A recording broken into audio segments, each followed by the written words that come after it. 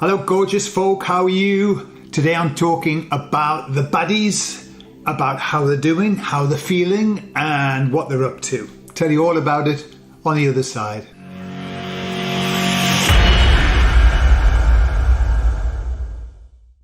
So what's interesting here in Spain is that over the Christmas period we have been given a reprise. A reprise, is that the word? Of the lines in the sky. There've been none. They're doing a little bit, but nothing like we've seen. So I was aware that, well, it's Christmas. It's a gift, isn't it? The gifting us a blue sky. And what's interesting here in Spain is that when they don't do that, the skies are blue. Because in December, the skies are blue. They should be blue, but anyway. So I was saying to the emissaries, what's that about? What's going on? And they said, well, everybody deserves a break, don't they? And they said, perhaps it's a break before the onslaught, because we know 2024 is going to be an interesting year. Somebody commented on me using the word interesting to talk about 2024.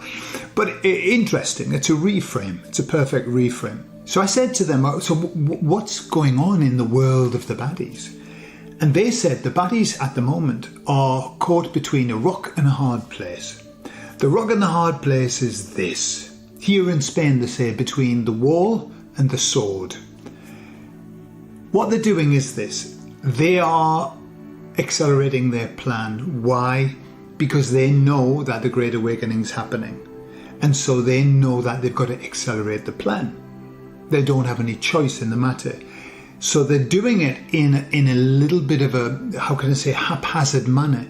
The plan, they've got no problems rolling out the plan. The plan has been there for a long time. What they're missing is a concordance, is the lockstep that they had. So they're kind of rolling it out in a way that doesn't make sense. And that's the problem. So the rock and the hard place is this. They know that the faster they roll out their plan, the faster people are waking up. They know that. But they just hope that they can roll it out quick enough before too many people wake up. The emissary said that they are not under any illusion about the Great Awakening. They know that it's happening. They know that they have limited time. So what's the end game? Well, the end game for them is, if you've read the Bible, you know the story of Job, right? Job had everything. I mean, he just had the blessing of God. He had the lot. And the devil said to God, he only praises you and he's only faithful to you because you've given him all of that. And God said, well, take it all away from him and let's see if he curses me. And that's what the devil did. Took it all away. And what he wanted Job to do was to curse God. Remember the Job's comforters who said, curse God and die. Yeah? That is what the end game is. That's what the end game is. It's always been that end game, which is to get people to a place where they reject God, where they turn away from God, where they lose the soul. And all of this talk of the putting stuff in us to change our genetic structure and all of that, that's the end game, is to get us so that we're not attached to God anymore. And they want to do that before we wake up. But it's the kind of the faster they do it, the more we wake up. I mean, it's a bugger for them. It's a bugger for them. The emissary said something really interesting. They said, little do they know, the baddies, little do they know that if they just stopped doing everything that they were doing, if they just stopped it, it would slow the Great Awakening down much more than if they speed stuff up. So they can't do that.